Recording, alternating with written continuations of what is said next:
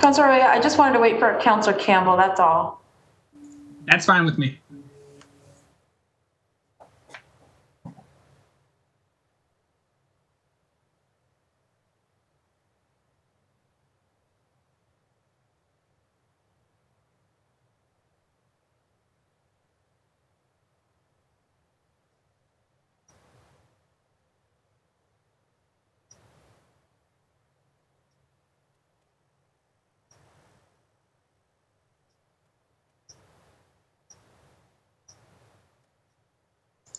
She's in the waiting room, Madam Chair.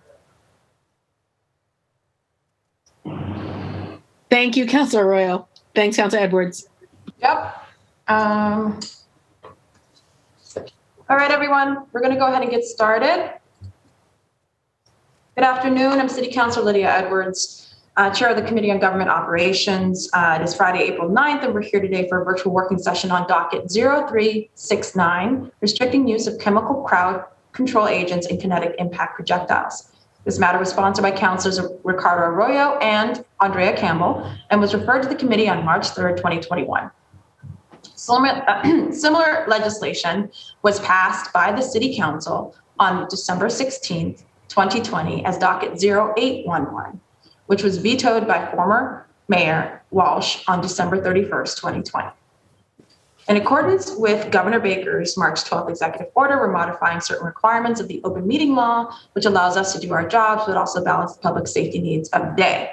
The public may watch this working session via live stream at www.boston.gov/city-council-tv and on Xfinity 8, RCN 82, and Verizon 964. It will also be rebroadcasted at a later date.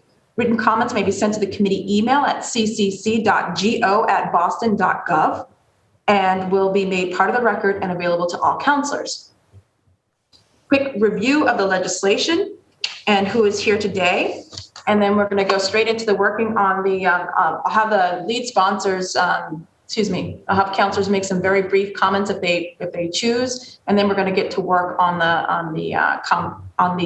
language. I just wanted to note the administration, or at least the Boston Police Department, I shouldn't say the administration, is not here. They were invited to be here today, and they did show up in last year's working sessions and hearing.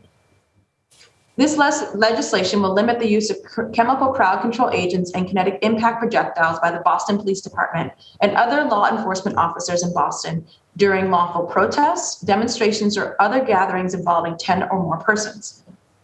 The legislation provides an exemption to this limitation if an on-scene supervisor authorizes the use in response to ongoing acts of violence or destruction of property. The on-scene supervisor also authorizing the use must have personally witnessed the violent acts or destruction of property and determined that other methods of de-escalation will not be successful. Before the use of these crowd control agents, 2 separate warnings must be given at least 2 minutes apart over a loudspeaker system. There's also a 2-minute wait after the full reading of the second warning before any chemical crowd agents or chemical impact projectiles can be used. The legislation contains enforcement provisions that require notice and reporting requirements.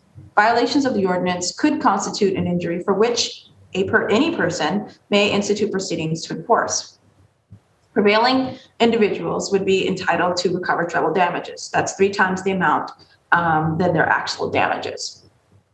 Participating in again, as I noted, the Boston Police Department is not here today.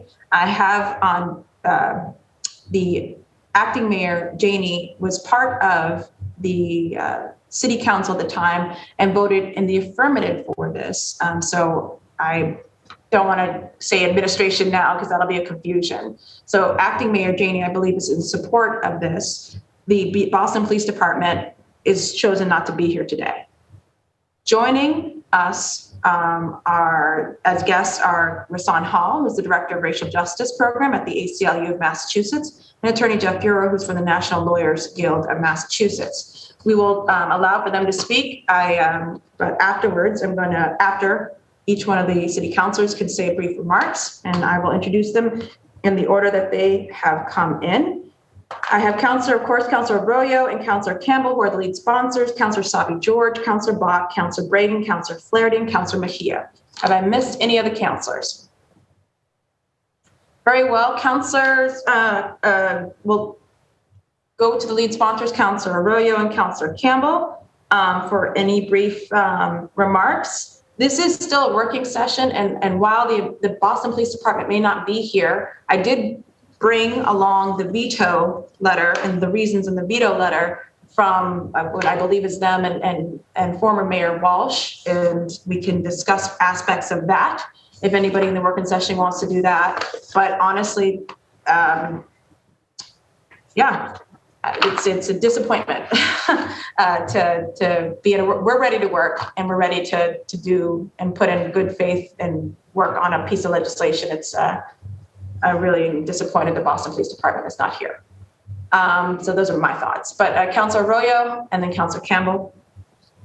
Thank you, Madam Chair. I think you did an excellent job summing up sort of what this ordinance does and sort of the purpose of this ordinance to protect civilians and residents from objects and projectiles that may actually be lethal and in this city have actually been lethal in the past. Some history on this, just for folks who may be tuning in to this as their first working session. This was an ordinance that was introduced June 17th of 2020. We had our first hearing on this August 10th, 2020. We had a working session. This would be the third. The first one was November 19th of 2020. We added a 90-day implementation language so that this doesn't take effect immediately, but instead takes place 3 months later, or specifically 90 days. And so we then had a second working session, December 13th, and then this was voted on by the council and passed 8-5. We reintroduced this ordinance in February of this year, last month, and this is our first working session in this official capacity. I have spoken to the administration, the mayor's administration currently on this. She is in support of this, she being Mayor Janey, and they intend to sign this legislation if and should it reach their desk again. And so that's where it remains there. I see this working session as an opportunity to hear from colleagues, from activists and advocates on this. But that's my understanding directly, is that the mayor supports this, voted for this, and will sign this if it reaches the desk. Thank you, Madam Chair. Councilor Campbell. Thank you, Councilor Edwards, and thank you to my co-sponsor, Councilor Arroyo, on this. And also thank you to my council colleagues that supported this legislation the last legislative cycle, right? Not everyone did, and there were participation by many who really spoke to the importance of getting this passed. I know Councilor Braden shared personal experience with this that was extremely powerful, and it was frankly, a piece of her story I did not know. So it was from very powerful hearings and working sessions. So thank you, Councilor Edwards, and your team as well for shepherding us through that process. And so I'm excited for this. Obviously, I hope more council colleagues will support this reasonable piece of legislation. And we've said from the very beginning, it is reasonable. It is not an absolute ban. It establishes, I think, or codifies what the department already says is existing policy and practice. And so if that's the case, this for me has always been simple, that we should do this. And I also want to thank, of course, not just the residents who came forward to testify as to why this legislation was so critically important to get passed, many who shared very painful stories of being harmed by some of these tools during peaceful protest. So thank you to the residents who showed up. And of course, thank you to our organizational leaders, Jeff and Rasan. You guys have been here since the very beginning, offering up very helpful and constructive feedback. So thank you as well for the partnership in this work. And just really appreciate all of you on the Zoom right now. So thank you. Thank you, Councilor Edwards. Thank you. Councilor Asabi George. Thank you, Madam Chair. Sorry that I'm not on camera at this moment. I'm happy to be here and to tune in to today's discussion and the work that's before us. Thank you. Councilor Bach. Thank you so much, Madam Chair, and thank you, Councilor Arroyo and Councilor Campbell. And I have to say, I had hoped we would have, our first vote in favor of this would have been successful. And one thing that's unfortunate about that is that Somerville has beaten us to the punch, I think, and passed this legislation last night. So we don't get to claim to be first in the region anymore, which is, I think, unfortunate. I've shared before. I feel strongly that, weapons that are banned in the Geneva Convention should not be used by our police departments. I think there are other ways. I think every weapon is convenient when you have it in your hands, but there are always other ways. And I just don't think that, I think this is far too indiscriminate. And I got a little bit of tear gas in my eyes myself when I was down in the May 31st situation in my district. And I don't think it's something that our department should be using. So I'm strongly supportive of this legislation. I do have, in the spirit of the working session front, there is one provision that Somerville changed in their version of this that has to do with the legal liability to the city that I do want to raise, Madam Chair, but I won't do it in the intro remarks. But it's a small thing, and like I said, I would like us, if not to be first anymore, to be soon on this front. So thank you. Councillor Brady. Thank you, Madam Chair. Thank you to the lead sponsors on this very important piece of legislation. I'm delighted that we're back at the table discussing how we might pass this. I think it's a very reasonable, it's not banning these weapons, but it's asking for a very judicious and careful consideration of when they should be used. So given not my direct experience in Northern Ireland, but growing up in Northern Ireland where these weapons were used wholesale, like over a period in the 70s and 80s, 120,000 rubber bullets were discharged and 15 people were killed and hundreds maimed, many of them children, young people. I really feel this is something that we need to address. Thank you. Councillor Flaherty. Good afternoon, Madam Chair. Thank you for hosting. Thanks to the sponsors for refiling. I was actually looking forward to further discussion to see whether or not the department's concerns had been addressed as it pertains to difficulty to operationalize in real time. That was one of the big questions I had as to when things start to break down. There's an expression that you'd rather be looking at it than looking for it, and for folks to have to sort of regroup and in a short period of time, they may actually lose further control. And then through the chair to the makers, would they consider in the definition section to include a definition of peaceful protest? Because I think there's been a difference of opinion as to what is a peaceful protest and what's not a peaceful protest. And I think if we have parameters, or at least the police have parameters as well with respect to this ordinance as to when is it remaining a peaceful protest, and then when does it cross the line, and then when does the need arise for the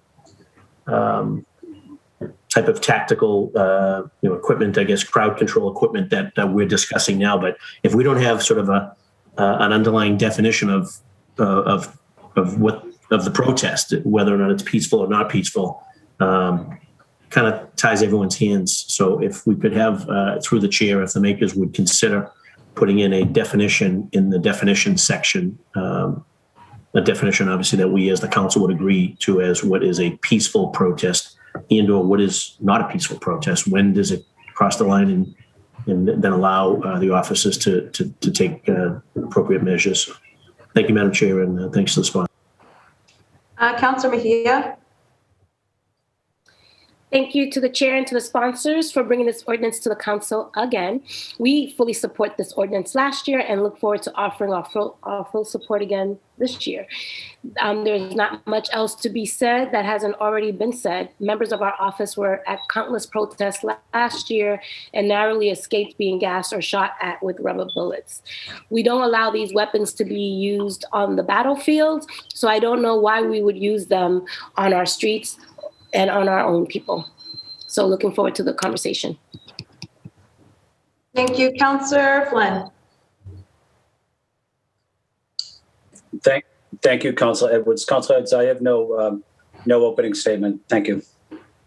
Thank you. So, Councillor, to the lead sponsors, I didn't know if you wanted, at this point, I would, let's just go, I don't know, line by line and just go through it to make sure we're clear on this.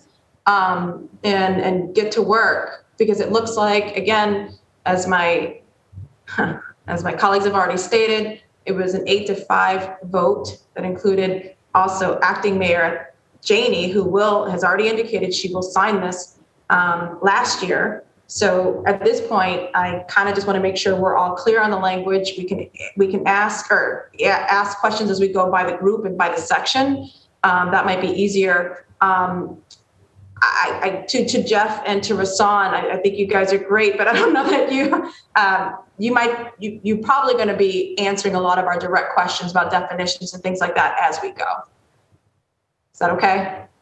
I'm not saying that unless you guys have some burning opening remarks right now, I'd rather just get to work. Let's get to it. Okay. So everyone should have a copy of the legislation in front of them. I don't know that if there's any questions. And again, I do have a copy for those who might be interested in what were the stated reasons for the veto. I can read them, just the highlights real quick. The first was intrusion on the police commissioner's statutory authority, noting that the police commissioner has cognizance and control of the government, administration, disposition, and discipline of the department and of the police force of the department, and shall make all needful rules and regulations. So this ordinance was apparently in violation of that. At least that's the reason for the veto from Mayor Walsh.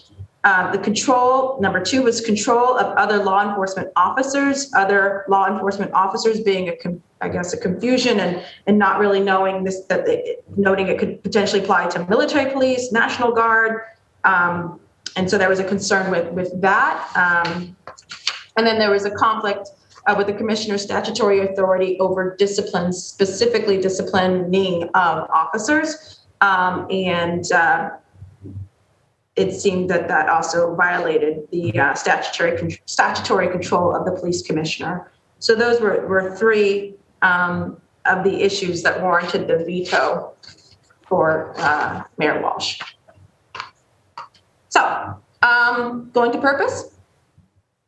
Anyone concerned or have suggestions for the section on purpose? You have your hand raised, Jeff. Did you have something to say? I was just going to respond to Councilman Flaherty's suggestion about the definitions, but it can wait until we get to that section. Definitions. Okay, great. Thank you. In terms of the purpose,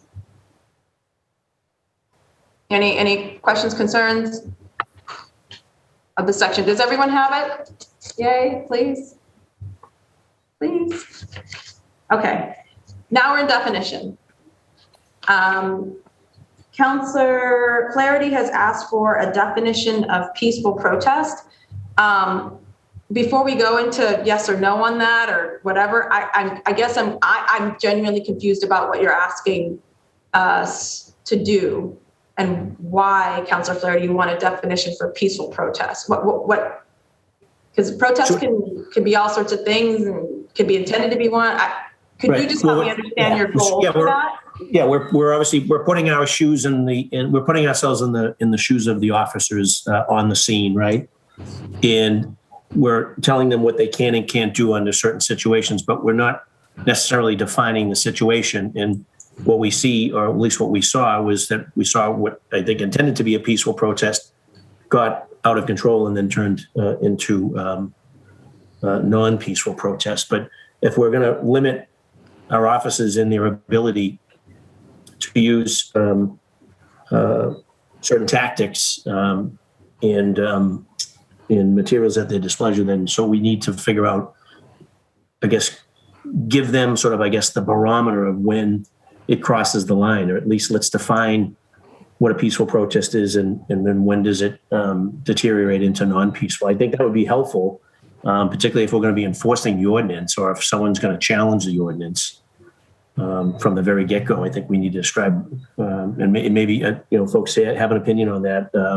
Again, through the chair to the sponsors or to Jeff, I know is eager to answer. But that was just my issue, because I know there's a discrepancy as to whether or not all of those protests were peaceful or not, and if when they downgraded to non-peaceful and the officers had to take certain measures, and what ability are we tying their hands to restore order and restore peace in the streets? Understood, Councillor Flaherty. Thank you so much. I'm going to go to Jeff to respond, and then if we can go to lead sponsors and work through other councillors. Jeff and Rasan, I mean, you both collectively if you want to. So Jeff. So, Councilor Flaherty, there are, in fact, exacting definitions in here. It's in Section 2, Section C, under exemptions and exceptions.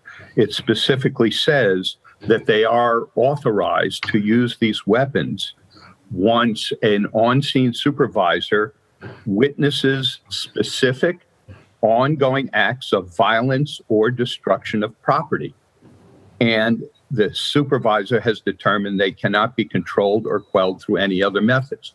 So whether it's a demonstration, a basketball game, a protest, or anything else, if an officer, an on-scene supervisor, witnesses ongoing acts of violence or destruction of property, they can be authorized to use these weapons. We don't need a definition of each type of gathering and whether what's peaceful or what's not peaceful. It becomes not peaceful or authorizes the police to use these weapons when there are ongoing acts of violence or destruction of property. Very clear. And through the chair, thank you, Jeff. Which section is that again? I'm just pulling up my Section definition. C2A. I. C2I. Okay, got it. I have it here. Thank you. Thanks, Jeff. Councilor Arroyo? Yeah, I was going to point that part out, but also you read the letter of the, so that's all been handled, but also you referenced the letter to the veto about the statutory powers of the superintendent. I should have made that more clear in my opening. We made one amendment to this version from the last version, which is we removed that part where we specifically stated what the commissioner was supposed to do as a disciplinary measure. And so we removed that from this, and now that conflict does not exist in this document as I understand it. Correct. Yes, I apologize. I missed that too. I forgot to mention that as well. So 2 of the 3 concerns about the veto were about encroaching on the power of the police commissioner, as Councilor Arroyo just noted. The language that mentioned the police commissioner has been removed. Councilor, were you done, Councilor Arroyo? Yeah, that was it. Thank you, Madam Chair. I just wanted to address those 2 things. Councilor Campbell? This is on the topic of definitions and specifically of peaceful protests. Councilor Campbell. I have nothing else to add. Thank you, Councilor Sabi George. None from me, thank you. Councilor Bach.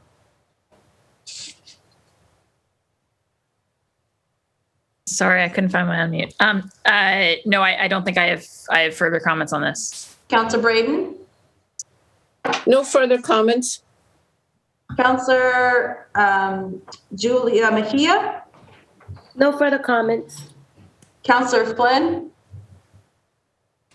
Thank you, Councilor Edwards. Councilor Edwards, I just want to ask, what would the status be if we have a, maybe I should know this answer, but if we have a temporary police commissioner, or we don't have we have an acting police commissioner, is there any difference?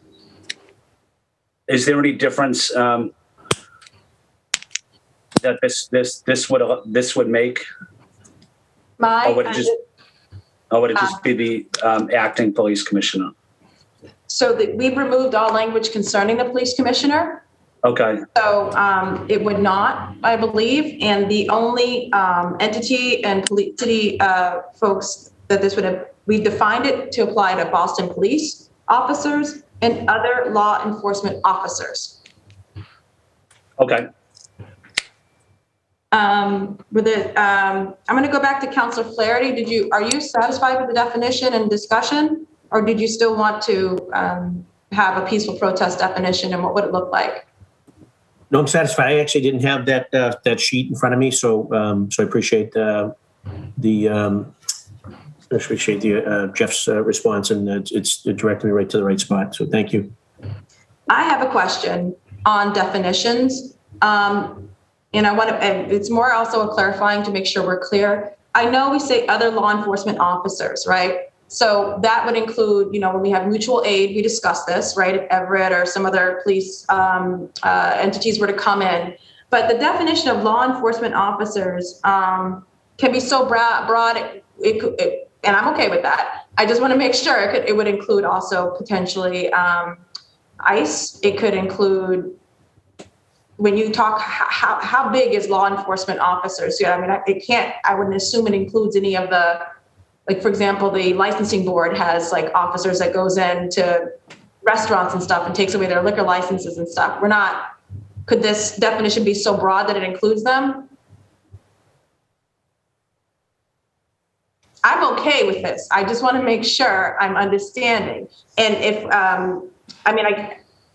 ultimately, I guess, Councilor Arroyo, it probably would only apply to those city officers that actually walk around with a rubber bullet or, yeah. So I apologies. My question has been answered through my own analysis. I see you have raised your hand, Councilor Bach. I was just going to say, Councilor Edwards, sorry, I didn't know which way you were going with that the issue did come up, I think, in the Somerville conversation. This wasn't the thing I was going to raise, but I was looking and seeing how, because their ordinance is very similar to the ordinance we're looking at, that we don't technically have the jurisdiction to regulate the state police or the National Guard and such. We don't. And so the way that Somerville responded to that, and I'm not sure it's necessary, but I'll just say, is that they said other law enforcement officers shall mean, and they said, comma, except to the extent prohibited by law, comma, any law enforcement officer. So they basically gave themselves a little obviously we can't do something we can't do, but to the extent we can, that's what we're trying to do.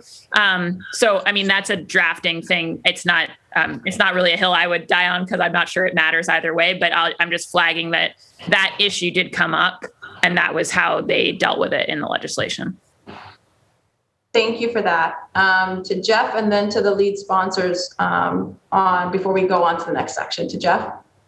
So there is some authority to regulate other law enforcement officers. So the definition is intentionally broad to cover anybody who is authorized to enforce laws.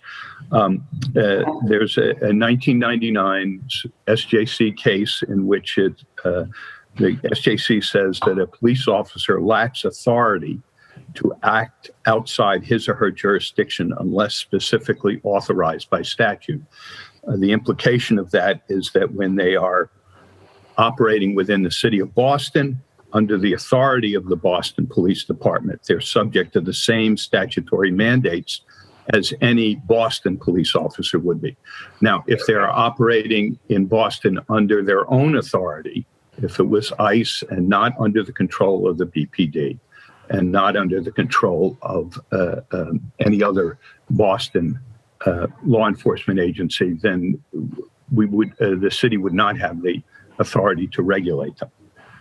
I also want to point out that the state police in Massachusetts rules of conduct, their own rules of conduct, says that members shall obey all laws of the United States and of any county, state, or local jurisdiction in which the members are present. So they are required by their own rules of conduct to obey the rules in the city of Boston. In addition to which, there's a federal district court in Denver which issued. But Jeff, I think I think I answered I don't think the issue is a controversy as much anymore. I was just trying to figure out how broad it was, and it's intentionally broad. Councilor Arroyo and Councilor Campbell, Councilor Bach brought up some that clause about, is that something you would be open to, care about? Actually, Jeff, you helped with the Somerville one as well, correct? They came to you as sort of an expert on this. So I'm assuming if that clause was written, you might have actually had something to do with that? That's correct. Okay. We did that in response to an objection from the city solicitor in Somerville. And so as far as you're concerned, if we added that amendment here, it wouldn't really change the nature or we could do that here. That's correct. Yeah, so that's fine. Okay, Councilor Braden? Oh, I'm sorry, Counselor Campbell. I'm so sorry. You know, you No, it's fine. Sounds good. Camera went away. Councilor Edwards. I defer to one of the co-sponsor. Okay. Thank you. And then I'll ask my question. Sure. So the topic of other law enforcement officers, we're going to move on from that. We're still in the definition section though. So if you have a question that's beyond the definition section, I'd ask that counselors wait till that. Definition, I had a question. Boston police officers should mean all cadets, patrolmen, officers, detectives, and superintendents of the Boston Police Department. I'm wondering, do cadets carry firearms? I believe, and somebody else may speak to this with more authority on this, but I do believe that in some situations where they are short on officers, cadets do get called to protests and things of that nature. But I think it's possible that Rasan Hall or Jeffrey Fuhrer will know better on that. But I do believe that cadets at times are at protests and demonstrations. That's correct. Okay. I may be nitpicking, but I'm just I'm a little concerned about the level of training and preparedness to deal with a stressful situation. And I know they're not supposed to be deadly weapons, but they are on occasion. So it's just a question I have in my head about the level of training that a cadet might have to use these rarely used weapons, because we don't use them very often. Valid. Thank you. That's a valid concern. I do think training is actually put in here or notice at some point. So when we get to that, maybe we could discuss cadets and training or something. All right. And any other, Councilor Mejia on the definition section. Well, since we're talking about the who and the training, I'm just curious if this would be a place for us to also consider. I'm always thinking about some of our officers who have known to have aggression issues. Like, I don't want to complicate this, Councilor Arroyo, any further, but I mean, if we're talking about definitions, I'm just curious what things that we could put in place to ensure that some of the officers who have been known to be a little bit more aggressive than others, that there's some sort of additional parameters on that. And maybe not so much so, but I'm just throwing it out there for us to consider. I will put that on the list of things to consider overall about the goal, and maybe even in the purpose section or something. Okay. Overly aggressive or known to problem officers, I'll just put that down to make sure we sweep through that. Okay, thank you. On the definition section, going once, twice, moving on to the next section, which is section C, restriction on the use of chemical crowd control agents and kinetic impact projectiles. Subject to the limitations set forth in paragraph 2 below, Boston police officers and other law enforcement officers working in the city of Boston shall not use kinetic impact projectile or chemical crowd control agent against any person or persons engaged in a protest, demonstration, or other gathering of any kind involving 10 or more than 10 persons. So we've defined this is when this limitation comes in: protest, demonstration, or any gathering involving 10 or more persons. Right? Okay. Has there been any question about, and please, I'm not trying to make this difficult, but the use of chemical agents and the impact on pets, families, seeing eye dogs, in as much as because we do have an injury section. If I'm blind, if I'm at a protest, and if this is used, my seeing eye or my aid dog, I don't know if I'm using the correct language, could be injured. So there would be no rights for me for my pet or for, am I correct? I mean, we've only defined it as for persons. That seems valid to me. And I guess Jeff and Rasan, is there a way we could do that? Because I think that's a valid thing. You depend on them. There's actually laws against other people harming somebody's, and I don't know if it's utility dog or what the term is, but there's laws against causing them harm. that are stricter even than just what happens if you abuse an animal. So I don't know how we would approach that, because I agree with you. This is simply focused on persons. I can put that in the parking lot as things to come back to. Yeah, and I think reference to whatever existing statutory protections might even Just refer to it. Okay. Possibly. I think that's correct. There are 3 sections that really deal with injuries. And the first one, it's under Section D2. Any violation of this ordinance constitutes an injury. So it's an injury, not necessarily to a person, it's an injury. Then any federal or state statute that would apply to injuries to dogs could be brought under this as well. And it says any person injured or harmed. So it does not have to be an injury to that person. It can be a harm to that person. And that harm would be the loss of the use of a service animal. That would be a harm to a person. And I think that's covered by Section D4. I think I'd still like to see maybe a reference to one of the statutes. I don't know if the lead sponsors are. Are you asking if I'm opposed? Absolutely not. I think I think that makes sense. So I just don't know what those statutes are. We'd have to find those, but I certainly. Okay.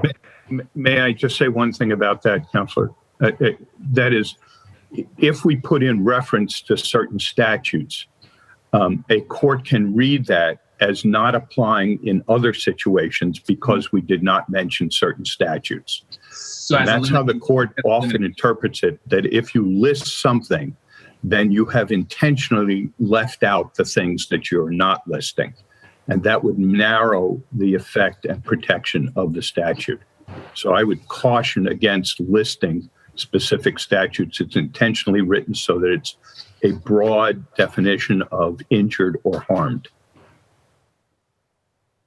So with that caution, I actually would follow that caution, because I have found that to be true in the past as well, that they see language that is, we had this when we were talking about the rules at that last video where we were trying to figure out, is it an exception if they say these things in terms of city council rules? So I don't, Do you mind if we park this issue? Yes, we let's. Yeah. I think, because I don't think we disagree. I think we just are trying to figure out a pathway forward. That's all. So let's go on to C2, exceptions and exemptions, unless anyone had anything with the paragraph I just read. Exceptions and exemptions. Kinetic impact projectiles and or chemical crowd control agents may be deployed if an on-scene supervisor at the rank of deputy superintendent or higher specifically authorizes such use in response to specific ongoing acts of violence or destruction of property that the on-scene supervisor has personally witnessed and has determined cannot be controlled or quelled through any other methods, and has determined that no other reasonable methods of de-escalation will be successful in preventing or controlling such acts. Any discussion? Really? I mean, not really. No discussion on this. Okay. For discussions purposes and do you mind if I engage a little bit? I mean, let's start with the practical question of, is there always a deputy superintendent on the scene? Currently in the Boston Police Department, there are 20 or more deputy superintendents or higher. Go ahead. And they are generally in charge of any kind of large gathering or demonstration, protest, or any sort of large gathering. The celebration. But practically speaking, you may not have all 20 in one protest, right? You might just have one. Right, correct. All right, just again, play with me on this. If there's one person, but the protest is as big as, all of Commonwealth Ave, that one person may not personally see property damage or something going on out of sight, because you just have eyesight limitations. This requires that person actually see it in order for them to allow for Can I speak to this, Madam Chair? Yeah, let me just quickly finish. But this I see the language specifically says has personally witnessed and has determined cannot be controlled.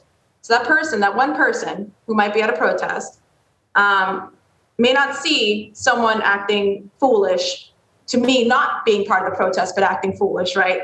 They may not see it, or they may, or the section of the protest that is becoming uncontrollable. But unless they see it, there's no way that this could happen. Yes, Councilor Arroyo. So I would say one of the things that's come out of the police BPD overtime hearings, I know Councilor Mejia, myself, I know Councilor Bach have raised this, is the ways in which BPD formulates who goes to these protests, how they determine the size and level of their response. And so just on that first point about if it's a big protest, I think it would stand to reason that they're sending multiple deputies just based on the fact that they get to determine that themselves internally. But in terms of the idea here behind ongoing act of violence or an ongoing property damage, the belief is that they can, if it's something that would require the action of a, what is termed a less than lethal weapon, if it's something that rises to that occasion, then there certainly would be time for an officer to arrive to authorize this, because if we're talking about property destruction and it's ongoing and they believe this is something that they're going to need to do, then I do believe that the amount of time required for them to respond to that would be present. But I would just say in terms of how many are present and how many are there, BPD is able to assess that and set that themselves, and they currently do. And in my experience as a formerly on the National Lawyers Guild board, as somebody who has actually been a legal monitor at demonstrations and protests, there are multiple on scene. But I mean, again, to push back, so they don't see it, they don't get to deploy it. And that's, is the radio like an indirect way this is happening? No, you physically have to see it happening. Jeff? Yes. In addition, any of these large demonstrations are covered now by drones, which the deputy superintendent has access to the video from the drones, from the news feeds, from news cameras. So they can personally witness it through the video of the police drones or from the news crews, which are being shown and which the police are constantly monitoring, because that's how they identify trouble spots that are occurring. And they also have motorcycles which can get people there very quickly to a spot, to Councilor Arroyo's point about this. But with drone technology, which is used now in every single large demonstration, they are able to witness violence or property destruction very, very quickly. And they can order the people, even without being on the scene right there where it's happening, they can order the use of these weapons. So you think the language has personally witnessed is going to be interpreted to mean on TV or through a drone? Yes, I do. I would also agree with that. I agree. Or any other mechanism. So, and then in terms of what about lowering the rank? I believe Somerville lowered it to captain instead of deputy superintendent. I think that in Somerville too. Before you jump in, go ahead, Councilor Arroyo. Say again. So part of the issue with this is that they're called less than lethal weapons, but they have the ability to cause death. And so if we're authorizing a weapon that is indiscriminate in nature, that is going to actually have the potential of, like we've actually experienced in this state and city before, an actual fatality, that the person who is making that authorization be at the absolute level of command that makes the most sense to do that. And I think if you lower the rank of that, you've then sort of diluted that chain of command of who's actually authorizing something that is indiscriminate, that is not able to be targeted specifically on a specific person and can cause a life.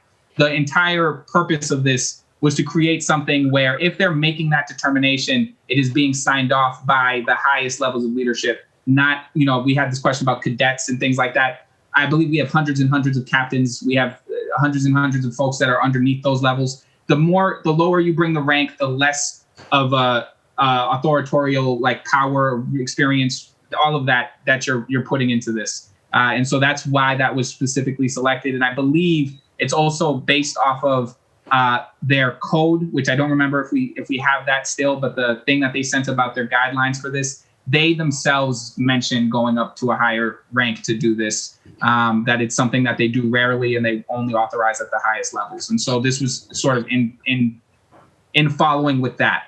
The idea with their regulations. Yes. And I don't have those regulations directly in front of me, so I'm not sure if it's exactly like this, but the idea was to codify what they made clear, which is only their highest levels are even allowed to authorize this in the first place, currently. Okay. If I may, Counselor, in Somerville, the reason they changed it to captain is they don't have any deputy superintendents. That would be a reason to change it to captain, then, wouldn't it? And they only have 5 captains. Okay. Thank you. That is very relevant. Thank you for that. Thank you, Jeff. Okay. Are there any methods? No other reasonable methods of de-escalation. And in terms of, was there any expressed concern? I mean, this is sad. I want to be very clear. The reason why I'm doing this is because I want people to see the Boston City Council work through this language and watch us and know that we are trying to do the most practical thing that balances the jobs of our law enforcement officers, which we do value, and the safety of the public. And if they choose not to be here for that conversation, I'm doing my best to make sure that conversation still happens. That's what this is for. So I wanted to talk about a little bit of your understanding of what are reasonable methods of de-escalation in this time. Are you talking about the 2-minute warning system that is provided? Or are you talking about people trying to isolate or trying to move or trying to do whatever other de-escalation methods within their training? To the lead sponsors, Jeff, Hassan. The language I mean is that no other reasonable methods of de-escalation will be successful. What do you mean? What are you talking about when you say reasonable methods of de-escalation? So I can speak to this part directly. The reasonable methods of de-escalation was taken almost word for word by the guidelines Boston Police Department uses. And it's also, I believe, in the state policing one that they did, though Rasan and Jeff can tell me. But that exact language is what's in the state police bill and also in the BPD guidelines. I've always told, because I have been asked this question by law enforcement when I've spoken to law enforcement about this bill, about what necessitates. I can tell you a number of different things that I think would be reasonable methods of de-escalation, which would include the warning system that we put here. But I know that they've been trained themselves personally, BPD, in methods of de-escalation. I couldn't possibly begin to list all of the ways in which I'm sure they use, including things like tone, warning, isolation, all the things you mentioned. Rasan and Jeff may be able to speak more to that, but I know that language we took specifically from BPD. Thank you. Before Rasan and Jeff speak, Councillor Campbell. I echo what Councillor Arroyo said. I have to jump by 3:30, so I just wanted to name that.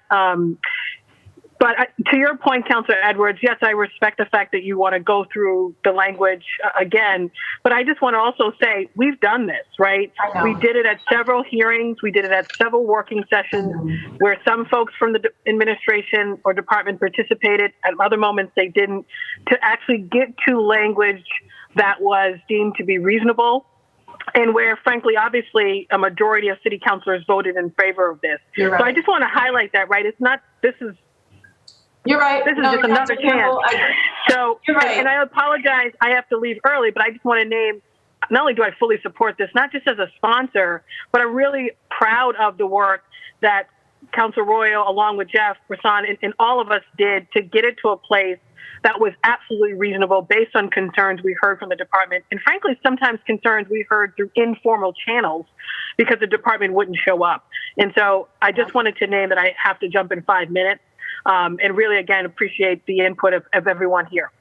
No, you're correct, Councillor Campbell. Thank you for that kind of reminder. I'm not going to, thank you. I'll just say thank you. Let's go on to the next section. On-scene supervisor witness authorizes such use of an officer equal or higher rank has given at least 2 separate warnings. This is the warning system that we discussed before. Those 2 separate warnings over loudspeaker system directing the persons involved in the gathering to disperse after ensuring that people have a way to exit after a warning is issued. B, notifying all who have been affected that a failure to disperse will result in the use of specific kinetic impact projectile or chemical crowd control agent that must be announced. And C, notifying all who could be affected and that the specific kinetic impact projectile or chemical crowd control agent will be deployed within a clearly defined period of time. Such warnings must be at least 2 minutes apart, and there must be 2 minutes after the second warning has been fully read before any use of the specifically announced kinetic impact projectile and or chemical crowd control agent. Are there any questions, concerns, thoughts about this language? As a point of clarification, this requires them to say we're going to use tear gas. We're going to use blah, blah, blah, pepper spray. We're going to use blah, blah, whatever it is, right? Okay. Would they be held liable if they said we're going to use tear gas and they use rubber bullets instead? If they caused injury from that, yes, it would be a violation of the ordinance. Absolutely. Thank you. All right. Section D, enforcement. Boston Police, number 1, Boston Police shall take appropriate steps to implement this ordinance forthwith, including but not limited to. Here's the training, Councilor Mejia, posting a copy of this ordinance, or Councilor Braden, I think. Posting a copy of this ordinance in a prominent visible location in all police stations within the city of Boston, notifying all other law enforcement agencies that may operate within the city of Boston about this ordinance, and supplying a copy of the ordinance to each of said agencies, and incorporating the limitations on the use of force set forth in section C of this ordinance into officer training regarding the use of less lethal and non-lethal force in policing. Any thoughts on the training section? And notice and okay. Any violation of this ordinance constitutes an injury, and any person may institute proceedings for injunctive relief, declaratory relief, writ of mandamus in a court of competent jurisdiction to enforce this ordinance. An action instituted under this paragraph shall be brought against the city of Boston, and if necessary to effectuate compliance with this ordinance, any other governmental agency subject to this ordinance. The lead sponsors would like to keep out any specific named ordinances that deal with pets, right? No calling out. Yeah, I don't want to limit it. And I do agree that harm, to me at least, if I were legally arguing a harm, losing a service animal would be something that I think would meet that threshold, or even having harm conducted to that animal, even if I did not lose them in life, that any harm I would see as construed to myself. Okay. So I think that covers that. Well, if anyone ever wanted to look at the intent of the statute, they can also watch this footage as we're discussing it, and fully intended for that language to include that. In case anyone ever sees this and needs to cite. I expect that they will. Councilor would quote me. Actually, quote the lead sponsor, excuse me, Councilor Royer and Councilor Campbell. Number 3, in any civil or criminal action brought under any state or federal statute or constitutional provision arising out of the use of force by any law enforcement officer within the city of Boston, the prohibition contained in section C of this ordinance shall be deemed to be clearly established law of the city of Boston, and any violation of that prohibition may be considered unlawful. Any person injured or harmed as a result of a violation of this ordinance may bring an action in any court of competent jurisdiction seeking damages, reasonable attorney's fees, court costs, and any other relief that the court may deem appropriate.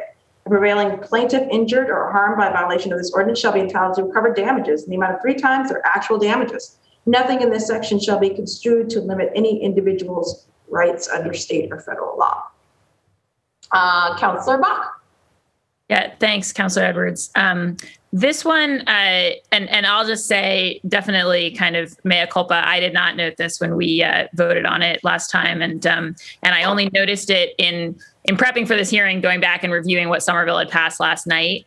I I do, with the Ways and Means hat on, have some concern about us prescribing treble damages in an ordinance against ourselves. I don't think that's something we do anywhere else. And my concern, of course, is that when we pay damages, they come out of the operating budget. They compete for city dollars with everything else. And obviously, we, the councilors passing this, are also have this fiduciary responsibility to the city of Boston legally. And I think it would be a very unusual step for us. And I'm not concerned. I think it's sort of like leave that to the judge. Like if a judge thinks that there's been an egregious abuse, like then they step in and do that. I haven't had any concerns about the prior sections with the police because, frankly, I would love for this to be a ban.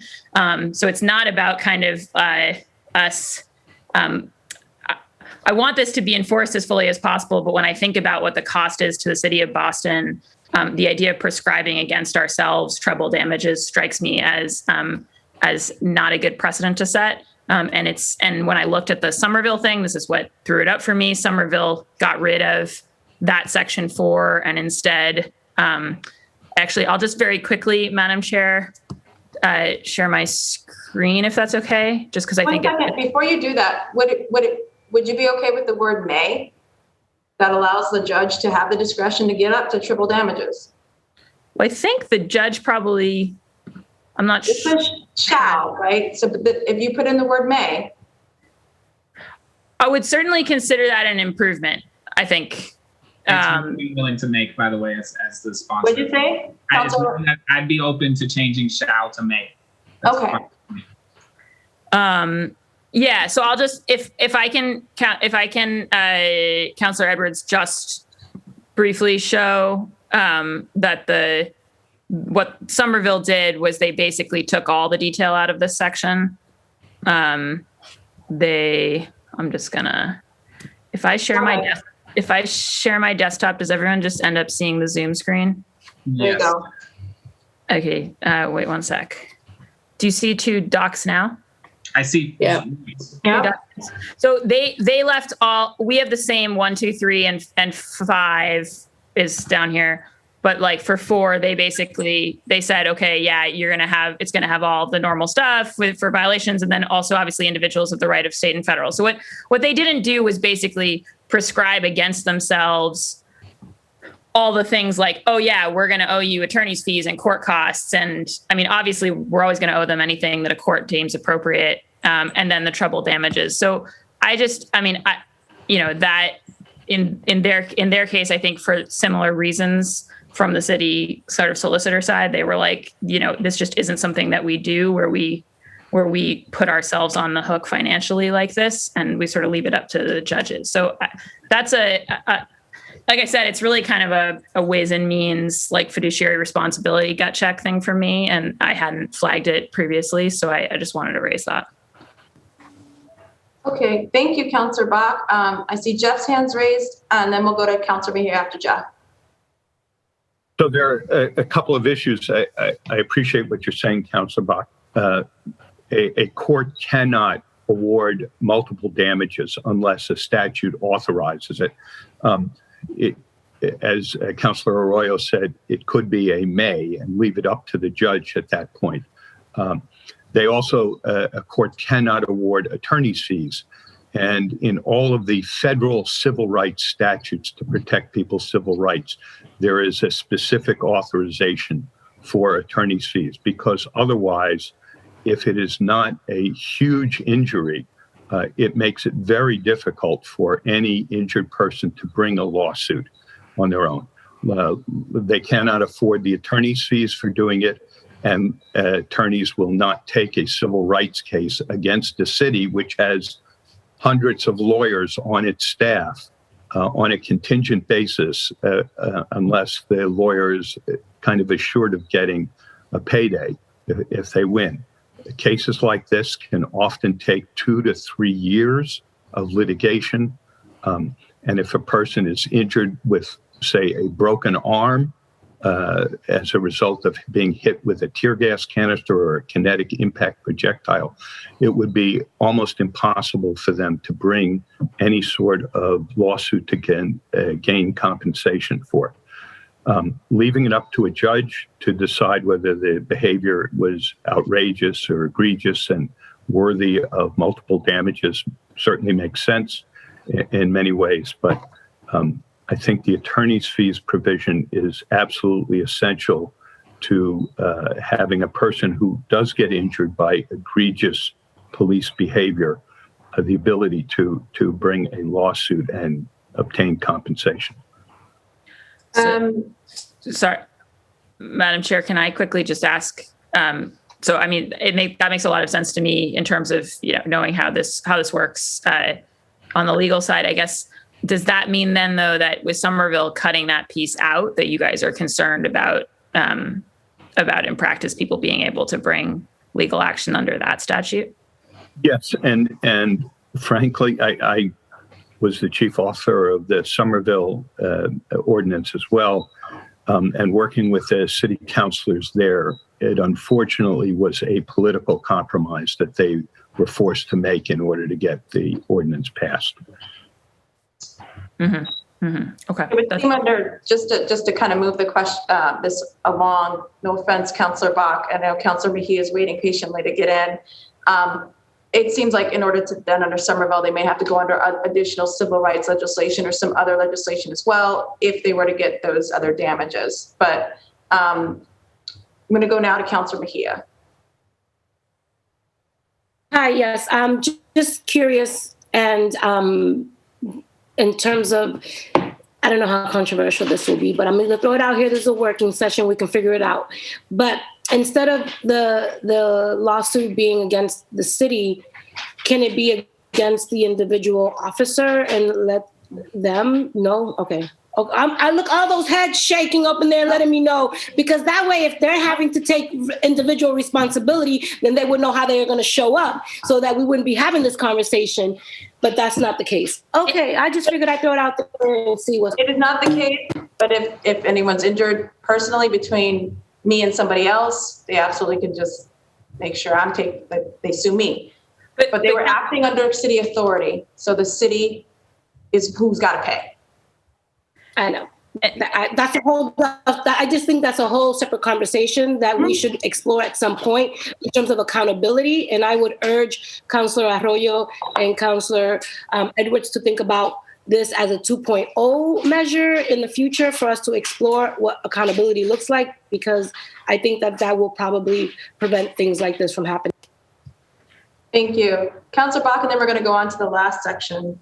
Yeah, I would say, I mean, to Councillor Mejia's point, obviously that's been a big part of the debate over qualified immunity, and I think it's a really good point, Councillor Mejia. That's why what I'm saying is I'm coming from a Ways and Means place on this, because it's not like the people who are accountable financially is the city of Boston. So if somebody really screws this up, then it's the city that's liable. And I think we are balancing. I mean, I totally take Jeff's point. There's got to be sufficient financial benefit to the lawsuit for people to be able to bring that to enforce the ordinance, and make it so that behavior changes, and that's important. The flip side, of course, as Jeff knows, is that then when you get a major award with all of the attorney's fees and and the multiple years of attorney's fees, and then you're also talking about treble damages, that is a major hit to the city, and the city self-insures and pays these things out of, like I said, the operating budget. So that's where my concern about our fiduciary responsibility comes in. So I think, definitely. I really want to move on to. Yeah, the May would be a great change. Thank you, Councillor Bach. Thank you. Section 5, all violations of this ordinance by any offending member of law enforcement shall be reported in writing, including the name of the offending member of law enforcement, to all City of Boston government agencies and departments which have any oversight responsibilities for the Boston Police Department, and to all state agencies which have any oversight responsibilities for law enforcement agencies or departments. Such reports shall be a matter of public record to be published at least annually by the City of Boston, and all such reports shall be made freely available upon request by any member of the public. Councilor Mejia, I think that this is a direct response to your concerns about overly aggressive officers, in that if they have been found to violate, their name will be public. Law enforcement agencies at the City of Boston, around the City of Boston, and the state will all have it. And anybody could, on their birthday, say, I want every officer that violated this law, and they could be given that information. So I think that might balance what you're concerned, short of dealing with them directly through other means. So I just wanted you to know that. Councilor Mejia, you still there? I think it's just a technical thing. She'll come back. Councilor Anymore. My internet is unstable, but I'm. Councilor, we'll go to Rasan right now. You raised your hand. Thank you. Hopefully Councilor Mejia can hear this, but the reporting system, the statewide reporting system, will be the POST system, or the Peace Officer Standards and Training, which is also responsible for collecting information about police misconduct. And, they'll have a record of it depending on how egregious this incident is or what that officer's history of misconduct is. They could begin proceedings for decertification. So that's also a potential solution for an individual officer. But to your earlier point around individual financial responsibility, until we do something with qualified immunity at the state level, we're still going to have that issue. Okay. Thank you for that. And I did hear that, but my internet was off a little bit, but thank you for that. Thank you. Severability, this is kind of form language. Any portion or provision of this ordinance is declared invalid or unenforceable by a court or competent jurisdiction or by the Office of the Attorney General. The remaining provisions shall continue in full force and effect. Effective date, and then this is the 90-day language that we discussed last time that Councilor Arroyo and Councilor Campbell agreed to put in. I had one suggestion, and that is, would you be open to that in any time there's a deployment of the KIP or the CCA in the city of Boston, that body camera footage must be made available within 10 days or something to the public? Yeah, I would love it. Yeah, I want to see it, right? Yeah, no, Okay. I agree with you. Okay. I think part of the issue with the reporting, to get to the accountability measure of this, it's one thing to write down in a report, such and such saw this thing and this is why he did it. But we know that sometimes, unfortunately, police reports and police testimony is not as reliable as what the video footage will show. And so I would love to have them have to be required to save that video or to do something so that an outside, whether it's POST, whether it's OPAT, whether it's us as counselors, can see that and make a determination as to whether or not the violation occurred or not. I think that would be great, because part of my concern is if it's a yearly report and you say that in February, then what's the point? No, I want it anytime, even if we find that there's no violation. I just feel that because of the as you described it eloquently, the indiscriminate way in which these weapons are deployed, we should always know why, even if ultimately we determine the person was well within their rights, the officer was well within their rights. I also think even in that situation, it's a helpful training tool for BPD to have that footage, both for when it was right and when it was wrong. So the opposite, not the opposite, but along that vein then, would you be open to failure to save the body camera footage or failure to have body camera footage would be considered a violation also of this ordinance? I think, and this is where there's certain instances in courts where the absence of evidence that you should have is considered an act of that the evidence is actually taken in light against you. The lack of having something you should have actually means that it must have been bad, something like that. I'm butchering that language, but Rasan and Jeff, I'm happy with that, but you might be able to you do civil court stuff, obviously much more than I do, how that works in those courts. You're trying to get a voting instruction in here? The fact is, there were no cameras. Remember? Yeah, this was the issue, and then the cameras and then the cameras that we did see obviously were incredibly distressing as far as cell phone footage of other people. Thank goodness some people had it, but the fact is that we didn't have. I mean, we have a lot of allegations, and the police had things thrown at them. And I said this before: it'd be great for us to just have the footage to see. And could justify that some of their action. I don't know. I don't know that there could be, but the fact is, I would like to know if there's a way in which we could marry the not having footage and a violation of this ordinance, or it doesn't. I don't know. A better lawyer than me, please. I like it, but if Jeff and Rasan, who are better civil lawyers than me, have a way to do that language clean, I like it simply because I think it adds accountability measures here. I think it might be difficult to make it a violation. You certainly could put in that it has to be maintained and made public within a period of time. Councilor Arroyo is corrected. A negative inference could be drawn against any police officer who doesn't supply this, particularly if they're required to maintain it and supply it. My only question, and this I'm not an expert on, is what the collective bargaining agreements are with the police in terms of body cam. Okay. Yeah, and I just don't know what the contract language is and what the requirements are in the CBA. And I think currently that's a stumbling block with body cam footage because a lot of officers who work these details or these protests or gatherings are there on overtime, and their agreement is that they don't have to wear body-worn cameras for overtime assignments. It's only on regular duty.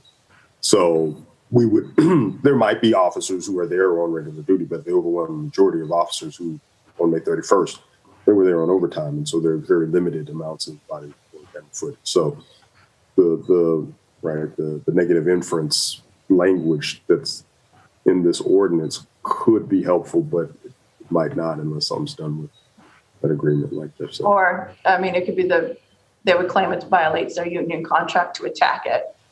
Right. Yeah.